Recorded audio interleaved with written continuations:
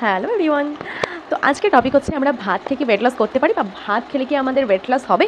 তো আজকে তোমাদেরকে খুব ছোটো আমি ডিটেলসে আমি একদমই যাবো না, কারণ ডিটেলসে ভিডিও করতে গেলে অনেকটাই বড় হয়ে যাবে। তোমরা যদি ডিটেলসে জানতে চাও তাহলে আমাকে অবশ্যই কিন্তু কমেন্ট করতে হবে, চ্যানেলটাকে সাবস্ক্রাইব করে রাখতে হবে।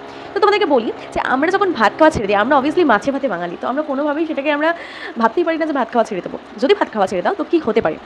ভাত খাওয়া ছাড়ার পর তোমরা কিন্তু একটা দেখতে পাবে হিউজ পরিমাণ ওয়েট লস হচ্ছে, মোটামুটি 5 থেকে 7 কেজি ওয়েট লস হলো। তারপর যখন তোমরা সেটাকে কন্টিনিউ করবে তখন দেখতে পাবে আরও অনেকটা পরিমাণ ওয়েট লস হলো। আর সেটা কিসের ওয়েট লস হচ্ছে?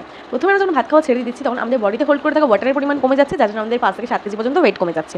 যখন সেটাকে আমরা আরও বেশ কিছুদিন কন্টিনিউ করছি তখন কিন্তু আমাদের বডি থেকে মেদের পরিমাণটা কমতে শুরু করছে। সেটা খুব ভালো কথা।